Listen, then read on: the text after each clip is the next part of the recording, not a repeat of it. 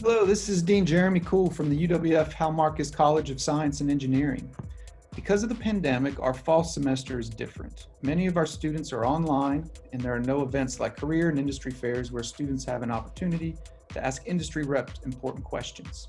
So during this semester and the next, the college will host a series of interviews with local industry leaders. The interviews will cover industry in many different areas of science, data science, software, information technology, cyber, and engineering. Our aim is to find out what industry leaders look for when hiring new talent. Our first interview is with Matt Zimmerman, co-founder and CEO of Beast Code, a company in Fort Walton Beach, which has recently won many awards.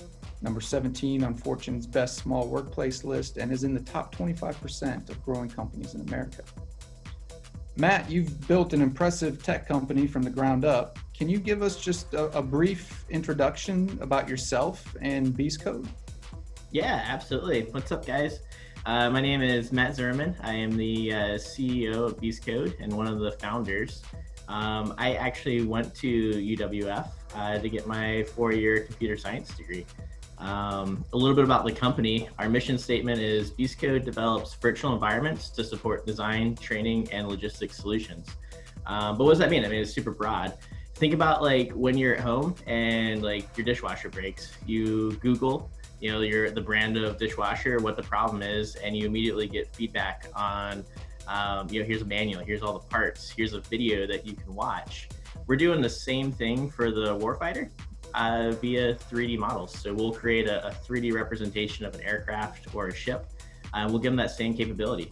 I need to train on how to replace a pump. Show me how to do that in a 3D environment. And then when they're actually doing the real thing in real life, perhaps like out in the Pacific Ocean or in the desert, they use the same tool to help them. Very cool, very cool. It sounds like you guys are doing some pretty important work with the government, with the defense contracts, that sort of thing. Do you find that the 3D models, because they're more visual, help the user more? Yeah, absolutely. In previous generations, they would look at technical manuals or blueprints that were thousands of pages long and were actually on paper. But now we have what's called the Millennial Maintainer, and they're used to having an iPhone where you can quickly, ask it a question and it responds back to you with the answer, and being able to see something visual. Like anytime I fix something at home or I'm looking to do some type of project, I watch a YouTube video and I see I all the steps. Yeah, exactly. Cool. You've already mentioned answered another question I wanted to ask, and that's about your relationship with UWF. So you're an alumnus of UWF, a graduate from the computer science department. Can you give us just a little bit about your time at UWF?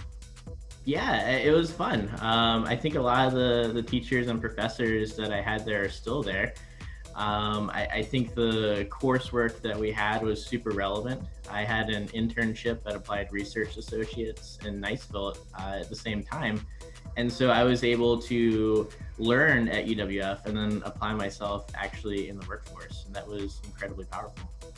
Nice. Okay. What would you, for UWF graduates, the ones that might consider your company for employment, what would you tell them that's special, that stands out about your company? Well, first off, we have free snacks and beer. So that does stand out. Pretty compelling. But it's kind of what you were talking about before. I mean, the work that we're doing is actually meaningful. We're building technology that is changing how the Department of Defense operates. There's I don't want to say a revolution, but there's a transformation of removing these legacy applications that were built in Fortran and COBOL in the 90s, and we're now building cloud-based applications. And Beast Code's a part of almost every one of those efforts to ensure that holistically, at least from the Navy standpoint, that it's all built together and everything looks and feels the same, and it all operates together. So, I mean, really, we're not building a research project. We're actually building something that's in the hands of the warfighter today. and it's a workplace that's fast-paced, it's innovative, and again, just making a change. And I think more than anything, engineers just want to work on something that's meaningful. Yeah, yeah, okay. What specific qualifications do you guys look for in an applicant? Yeah, so like from a qualification standpoint, we're mainly looking for software engineers. So over half our company works on software. So I mean, from like a UWF perspective, we're looking for students that are enrolled in computer science. They're learning the different programming languages. I mean, there's also other areas. There's cyber now. You know, I think we'll talk about trends in a little bit, but the new trend is DevSecOps, and we're now building cloud applications, and it's not good enough to just build that application, roll it out. You have to take into consideration how you're actually going to deploy that and what IT systems it's going to go on, and then bake in cybersecurity as you're doing it. Sure, sure. So when I was a student, I completed Fortran. So what are some of the programming languages that you guys look for? Yeah, certainly. So we do have some applications that are written in C++. But the majority of what we do is all web-based. So that's the HTML and CSS, but then we're putting JavaScript on top of that. And there's typically a tech stack that uses Vue and TypeScript. We also, for the backend, utilize C# and .NET. So a wide variety of the languages, but heavily focused on the website. Sure, sure. Okay. Are there any industry certifications that you guys look for in applicants? Yeah, so from our management standpoint, we have product owners and scrum masters, and so they get certifications from Scrum Alliance for specifically product owners and scrumming. And then from the DevSecOps side, those guys all have Security Plus certifications. All right. What trends do you see in your industry field that students should be aware of? Yeah, really going back to the DevSecOps. I mean, at least from the DoD's standpoint, we've been building applications for a long time, and there was a process called an authority to operate, an ATO, where you'd have to do a bunch of paperwork to showcase that you've written your app correctly and that it is secure, and you would design it for a specific hardware system that you're going to deploy it on, and that could take years to do. But now everything relies on continuous integration and continuous deployment. And so we've actually built a pipeline here at Beast Code that's similar to the Navy's, where every time we write a piece of code, it actually gets analyzed. And there's all kinds of testing that goes on, from unit testing, regression testing, making sure everything is operating correctly. But then there's all kinds of security inspections to ensure there's no types of vulnerabilities. And then it actually gets deployed out. So that's something that's been around for a really long time, but there's a lot of emerging technologies now, like Kubernetes and Docker and things like that, as well as all of the the cyber inspection tools that all need to come together. So like I said before, it's not good enough just to write an application anymore. You have to take into consideration all those other variants that are going on. Yeah, and is there anything our students can do to prepare for those kinds of invariants?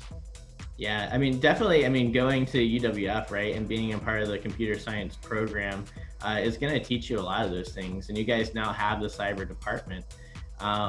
One thing that's going to make you stand out, though, is different side projects. I know that when I was going to school and I had my internship, I was also creating side projects for me to do at home. I want to learn how to do this. And so I'd go find some tutorials and figure out how to do it and try and deploy something.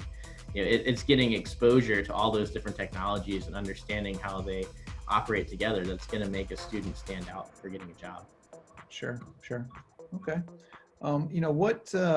What advice would you give a current student who's interested in working in a company like yours? It's got to be on the resume standpoint, right? If you're going to submit your resume to us, keep it concise, because we're getting hundreds of resumes every time we put one of these apps out there. Keep it to one page and stand out. Say something in the first two sentences that's going to make us want to hire you. don't put something like, I know how to use Microsoft Office on there, because everybody knows that. Yeah. And everyone's got that on their resume, right? We wanted to see, even if it was a half page, it's like, hey, I'm a great candidate because I really love snacks. I know everything about engineering, and here's a program that I wrote that's really cool. That's going to intrigue us and want us to hire you. Okay, good. I talked at one of the high schools a while ago, and we had internships open for high schoolers, and their question was, well, I don't really have an experience. I was like, well, just tell us, like, what video games are you playing right now? Tell us about yourself and why you're going to be a good fit here. Yeah. Do you have any specific examples in mind where, you saw someone's resume, it said this, and then that really stood out to you? No specific examples, but I mean, we get so many that are like 5 pages long, and I mean, honestly, we don't read them. I mean, they're too long. We don't have time. If you have 100 of them to read 5 pages, we want to see, like, really quick, what is it about yourself, right? So you have maybe 3 bullet points before somebody becomes uninterested in reading the rest of the resume. Right. Okay, all right. Maybe the last question. As our graduates are evaluating jobs, where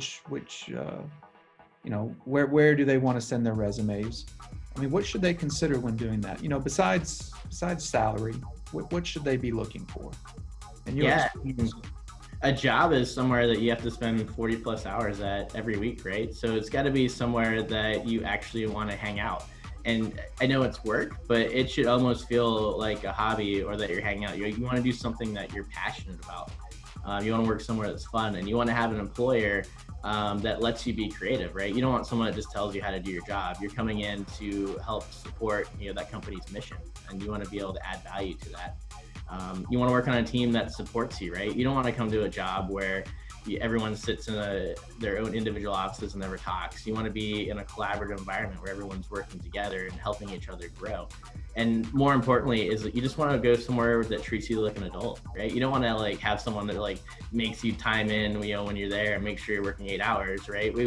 At Beast Code, everything's flexible. If you're coming in and doing your job, we're cool with that. That's all we ask of you.